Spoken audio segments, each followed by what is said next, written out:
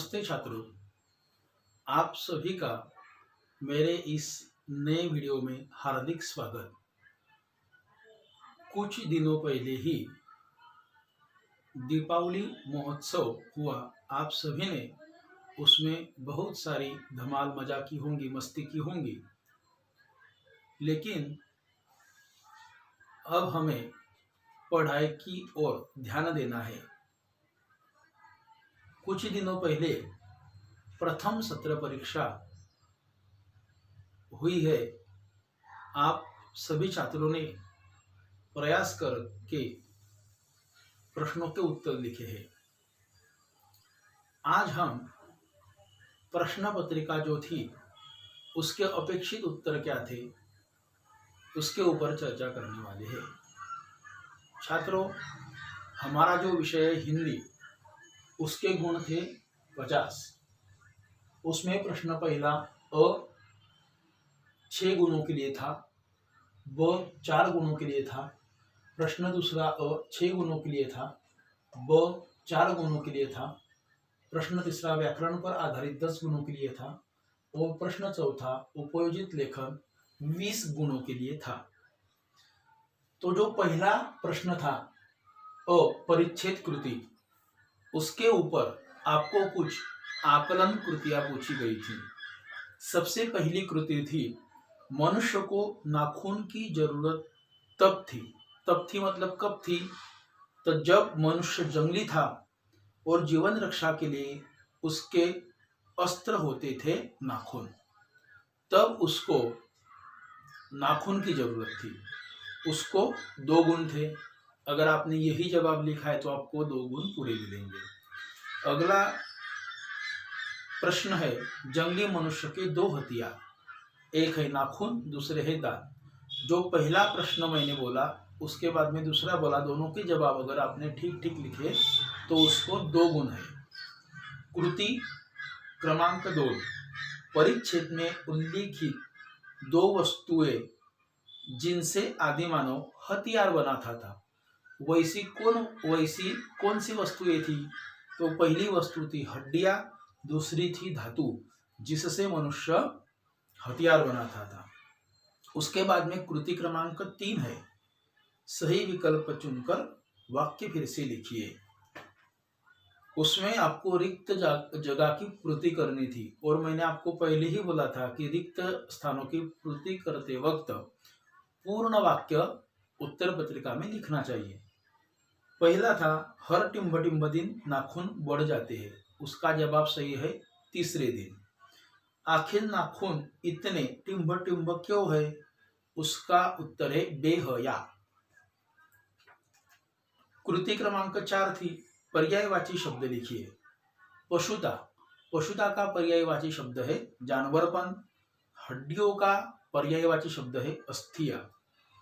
इस तरह से अपना प्रश्न क्रमांक अ परिच्छेद कृति 6 गुणों के लिए थे। अगर आपने यही सही जवाब लिखे हैं तो आपको 6 गुण मिलेंगे। प्रश्न क्रमांक 1 ब में परिच्छेद पुनः लिखिए, ऐसा प्रश्न आपको पूछा गया था। बहुत ही आसान प्रश्न था। आपको जो प्रश्न दिया गया था, जो छोटा पैराग्राफ दिया गया था, उसका आपको अनुलेखन करना था, मतलब वह देख देख के अपने उत्तर पत्रिका में लिखना था। क्या था वह प्रश्न? कई बार मन करता है कोशिश करके एक बार फर्स्ट आ ही जाऊं, लेकिन तभी अंदर से कोई चीखता है, नहीं, यह तो पिताजी की जीत हो जाएगी। वे इसे अपनी उपलब्धि समझेंगे और खुश भी तो होंगे। मेरा उनकी खुशी से क्या वास्ता? अब उनका और कुछ वश नहीं चलता तो माँ को सुनाकर दहाड़ते हैं, ठीक है, मत पढ़े लिखे करे सारे दिन मटर गश्ती। मैं भी इम्तिहान के बाद किसी कुली कबाड़ी के काम पर लगा देता हूँ। अगर आपने यही परिच्छेद देख देख के शुद्ध लेखन में अगर लिखा है तो आपको 4 गुण मिलेंगे। उसके बाद में है प्रश्न क्रमांक 2 अ पद्यांश पढ़कर कृतियां लिखिए। पद्य के ऊपर प्रश्न है। आपको एक पद्य दिया गया था प्रश्न पत्रिका में, उसके ऊपर आपको सवालों के जवाब लिखने थे। कृति क्रमांक पहली थी, कवि मातृभूमि के प्रति अर्पित करता है। क्या अर्पित करता है? मन। दूसरा देह, इसको आपको 2 गुण मिलेंगे। दूसरी कृति, कविता की पंक्तियां पूर्ण कीजिए। सेवा में तेरी टिम्ब टिम्ब टिम्ब, और आखिरी शब्द था बलिदान मैं जाऊं। यह भी बहुत आसान प्रश्न था। सामने ही आपके पंक्तियां थी कविता की, वही पंक्तियां आपको इधर लिखनी थी। सवाल के अनुसार जवाब था, सेवा में तेरी माता मैं भेदभाव तज कर, वह पुण्य नाम तेरा प्रतिदिन सुनू सुनाऊ, तेरे ही काम आऊ, तेरा ही मंत्र गाऊ, मन और देह तुम पर बलिदान मैं जाऊं। इस तरह से आपको काव्य की पंक्तियां लिखने के आपको 1 गुण मिलने वाले थे। कृति क्रमांक 3, एक शब्द में उत्तर लिखिए। मातृभूमि के चरण धोने वाला कौन? एक शब्द में समुद्र। दूसरा, प्रतिदिन सुनने और सुनाने योग्य नाम कौन सा? मातृभूमि का। इसके लिए आपको 1 गुण मिलने वाले। पर्यायवाची शब्द लिखिए। माता, माता का पर्यायवाची शब्द है जननी, माँ। देह का पर्यायवाची शब्द है शरीर। पर्यायवाची शब्दों के लिए आपको 1 गुण था। कृति क्रमांक 5, निम्नलिखित शब्दों में प्रत्यय जोड़कर नए शब्द बनाइए। बलिदान, इसको आपने ई प्रत्यय जोड़ दिया तो बलिदानी यह शब्द होता है। पुण्य, इस शब्द को वान प्रत्यय जोड़ा तो पुण्यवान यह शब्द होता है। यह प्रत्यय जोड़ने के लिए आपको 1 गुण था। इस तरह से आपने सही सही सवालों के जवाब दिए तो आपको 6 गुण मिलने वाले थे। आगे है प्रश्न क्रमांक 2 ब, निम्नलिखित परिच्छेद पढ़कर सूचनाओं के अनुसार कृतियां कीजिए। आपको एक परिच्छेद दिया गया था, उसके आधार पर आपको सवालों के जवाब देने थे, कृतियां पूर्ण करनी थी। उसमें था, राजा ने चारों बेटियों को बुलाकर उसमें 2 पर्याय लिखने थे। सभी को गेहूं के 100 दाने दिए, यह जवाब था।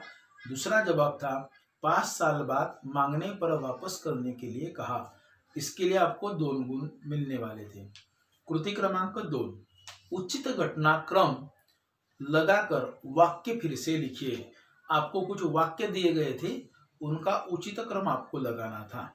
वाक्य ऐसे थे, तीसरी बहन सोचती रही कि इसका क्या करूं, चौथी और छोटी बहन तनिक बच्ची थी, अंत में उसे एक उपाय सूझ गया, उसने दोनों को भुनवाकर खा डाला। यह था सवाल और आपको इन घटनाओं को क्रमशः लगाना था।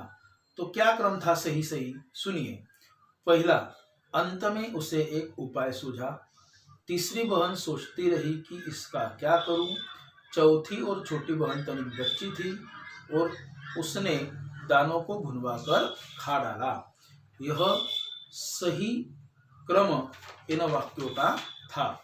आगे है विभाग 2 और प्रश्न क्रमांक 3 व्याकरण, जिसके लिए आपको 10 गुण मिलने वाले थे। दोस्तों, प्रश्न क्रमांक 3 में पहला था, निम्नलिखित शब्दों के लिंग बदलकर लिखिए, और उसमें आपको सिर्फ 2 लिखने हैं, 3 दिए गए थे। पहला था मनुष्य। मनुष्य पुल्लिंग है तो स्त्रीलिंग का आएगा, क्या आएगा? स्त्री, औरत। लेखक, उसका स्त्रीलिंग लेखिका। डिब्बा पुल्लिंग है, उसका स्त्रीलिंग क्या आएगा? डिब्बी। इसको आपको 2 गुण मिलने वाले थे। सभी प्रश्नों को 2-2 गुण व्याकरण विभाग में है। दूसरा प्रश्न था, निम्नलिखित शब्दों के पर्यायी शब्द लिखिए। नौकर पर्यायी शब्द है दास। साहस का पर्यायी शब्द है हिम्मत। मुलाकात का पर्यायी शब्द है भेंट। आगे तीसरा था, विरुद्धार्थी शब्द लिखिए। इसमें आपको 2 शब्दों के विरुद्धार्थी शब्द लिखने थे। नीचे ऊपर, गांव शहर, रात दिन, यह विरुद्धार्थी शब्द है। मुहावरों का अर्थ लिखकर वाक्य में प्रयोग कीजिए। पहला मुहावरा था, आंखों से ओझल होना, जिसका अर्थ है गायब हो जाना। आप वाक्य को ही भी लेकर उसमें यह मुहावरा डाल सकते हैं, लेकिन मुहावरा वाक्य में लिखते समय जो मुख्य मुहावरा है वही आपको वाक्य में लिखना है, ना कि उसका अर्थ। आंखों से ओझल होना, जब भी माँ के आंखों से बच्चा ओझल होता है तब वह घबरा जाती है। चेहरे का रंग पीला पड़ना, घबरा जाना। हमने सड़क पर एक दुर्घटना देखी और हमारे चेहरे का रंग पीला पड़ गया। इस तरह से कोई भी एक वाक्य लेकर आप उसमें यह मुहावरा ठीक ठीक लिख सकते हैं, जिसके लिए आपको 2 गुण मिलने वाले थे। निम्नलिखित शब्दों के लिंग पहचान कर लिखिए। रात स्त्रीलिंगी शब्द है, मौसम पुल्लिंगी शब्द है, जगह स्त्रीलिंगी शब्द है। इस तरह से व्याकरण विभाग में आपने अगर सही जवाब लिखे हैं तो आपको 10 गुण पूरे मिलेंगे। उसके बाद में है उपयोजित लेखन। उपयोजित लेखन का जो विभाग है वह आपको पहले से ही पढ़ाया था और उसके बारे में आपको पहले ही जानकारी दी थी। उपयोजित लेखन में जो भी प्रश्न निबंध पूछे गए हैं वह आपको सब पहले ही पढ़ाए गए थे। इसमें आपको 3 निबंध थे जिसके 5 गुण थे। यदि मेरे पंख होते, महात्मा गांधी, मेरी पाठशाला। इसमें से कोई भी एक विषय पर आपको अपने विचार रखने थे और अगर आपने सही सही इसके विचार रखे हैं, ठीक से निबंध लिखा है, शुद्ध लेखन का ख्याल किया है, पैराग्राफ ठीक से किए हैं और विषय के अनुसार आपने लिखा है तो आपको इसके 5 गुण मिलेंगे। इसके बाद में आपको प्रश्न चौथा ब था जिसमें अपनी पाठशाला में मनाए गए स्वतंत्रता दिवस पर 8-10 वाक्य में वृत्तांत लिखना था। वृत्तांत मतलब बाद में। हर स्कूल में स्वतंत्रता दिवस मनाया जाता है तो उस समय वह उत्सव मनाने के पहले किस तरह से तैयारी की गई, जब वह दिवस मनाया गया स्वतंत्रता दिवस तब प्रमुख अतिथि कौन थे, जिनके हस्ते झंडा वंदन हुआ। झंडा वंदन होने के बाद में राष्ट्रगीत, झंडा गीत, सामूहिक गीत किस तरह से हुआ, बैंड पथक, उस समय प्रमुख अतिथि ने छात्रों से क्या कहा, कौन सा संदेश दिया, यह सभी बातें आपको इसमें लिखनी है और 8-10 वाक्य में लिखनी है। इसमें आप सूत्र संचलन किसने किया यह सब बारीकी से लिख सकते हैं। अथवा चुप रहने के फायदे आपको लिखने थे, जिसके लिए आपको 5 गुण थे। एक तो आपको स्वतंत्रता दिवस पर 8-10 वाक्य में वृत्तांत लिखना था, नहीं तो चुप रहने के फायदे लिखने थे। आपको चुप रहने के फायदे सभी को पता है, अगर आपने वही ठीक ठीक लिखे हैं तो आपको गुण मिलेंगे। 5वां प्रश्न अ, उपक्रम कृति। इसमें आपको कुछ वाक्य दिए गए थे और उन वाक्यों का अपनी मातृभाषा मतलब मराठी में अनुवाद करना था। पहला वाक्य था कश्मीर को धरती का स्वर्ग कहते हैं। इसका जवाब है कश्मीरला भूमीवरील स्वर्ग म्हणतात। दूसरा, मैं अपने माता पिता और बड़ों का सम्मान करूंगा करूंगी। मी माझ्या आई वडिलांचा वडीलधाऱ्यांचा सन्मान राखेल। तीसरं, नाखून बढ़ते हैं तो बढ़े, मनुष्य उन्हें बढ़ने नहीं देता। नख वाढतात तर वाढो, मनुष्य त्यांना वाढू देत नाही। घर को साफ सुथरा रखने में मैं अपनी माँ की सहायता करता हूँ, नहीं तो करती हूँ। घराला स्वच्छ करण्यात मी माझ्या आईला मदत करतो किंवा करते। राजा को 4 बेटियां थी, राजाला 4 मुली होत्या।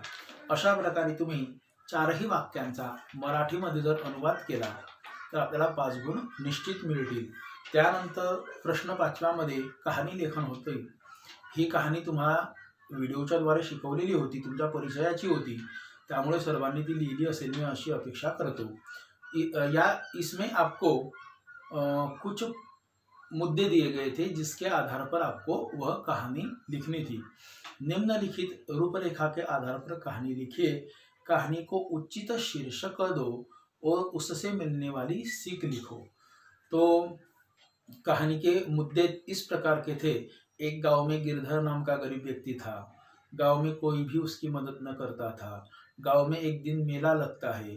पड़ोस के शहरों से व्यापारी आते हैं, अमीर लोग आते हैं। बारिश के चलते एक व्यापारी की गाड़ी कीचड़ में फंसती है। गिरधर उसे मदद करता है। व्यापारी गिरधर को काम देता है। गिरधर अमीर होता है। तो आपको इन मुद्दों के आधार पर कहानी लिखनी थी। कहानी आप इस प्रकार भी लिख सकते थे। एक गांव में गिरधर नाम का व्यक्ति था। कोई भी गांव का व्यक्ति उसे मदद नहीं करता था। उसके सगे सोरे भी उसके मदद के लिए नहीं आते थे, क्योंकि वह गरीब था। उसके पास कोई काम नहीं था। वह हर दिन काम ढूंढने के लिए जाता था, लेकिन कोई भी उसे काम नहीं देता था, कोई भी उसकी मदद नहीं करता था। वह हताश होता है। एक दिन बारिश आती है। बारिश के कारण अपने मकान में जो सामान है वह खराब न हो, इसलिए वह अपने भाई के पास मदद के लिए जाता है। लेकिन भाई उस वक्त भी उसकी कोई मदद नहीं करता है। कुछ दिन जाते हैं। गांव में एक मेला लगता है। मेला लगने के कारण आसपास के पड़ोस के गांव शहरों के बड़े बड़े श्रीमंत व्यापारी लोग उस मेले में आते हैं। आने के बाद अचानक बारिश शुरू हो जाती है। सभी जगह कीचड़ फैल जाता है। एक व्यापारी की गाड़ी उस कीचड़ में फंस जाती है। वह बहुत मेहनत करके गाड़ी को कीचड़ से बाहर निकालने का प्रयास करता है, लेकिन वह उसमें असफल होता है। गांव के लोग देखते हैं, हंसते हैं, लेकिन कोई भी उस व्यापारी की मदद नहीं करता। तभी गिरधर वह से रहता जाने वाला रहता है। उसको यह सब बात दिखती है। वह व्यापारी को मदद करता है और मदद करने के बाद उस व्यापारी की गाड़ी कीचड़ से निकलती है। व्यापारी उसे धन्यवाद बोलता है और बोलता है कि दोस्त अपने घर नहीं लेके जाओगे। तब गिरधर बोलता है, मेरा मकान बहुत छोटा है, मैं गरीब हूँ। फिर भी बहुत आग्रहपूर्वक वह व्यापारी उनके घर जाता है, सब स्थिति देखता है, उससे बात करता है और उसकी हालत का पता उस व्यापारी को चलता है। तभी व्यापारी कहता है कि मुझे एक अच्छे और ईमानदार इंसान और मेहनती इंसान की ज़रूरत थी, जो तुम्हें मिलने के बाद मेरी ख़त्म हो गई है। तुम मेरी तरफ मेरी दुकान में काम करोगे, ऐसा पूछता है। उसके बाद में गिरधर से हाँ कहता है। गिरधर का सभी सामान और गिरधर को लेकर वह शहर चला जाता है। गिरधर भी वहाँ पर बहुत मेहनत लेकर, बहुत प्रयास करके अच्छे लगन से काम करता है और उस वजह से उसकी धीरे धीरे प्रगति हो जाती है। उसका पक्का मकान होता है और उसके पास पैसा आने की वजह से, वह अमीर होने की वजह से धीरे धीरे गांव वाले लोग उसे मिलने लगते हैं, बात करते हैं। इस कहानी से हमें यह सीख मिलती है कि मेहनत करनी चाहिए या फिर दूसरों को मदद करनी चाहिए। इसलिए हम इस कहानी को शीर्षक दे सकते हैं, मेहनत का फल या फिर दूसरों की मदद में ही भलाई होती है।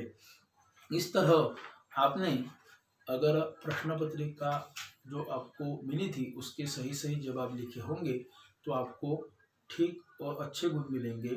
धन्यवाद।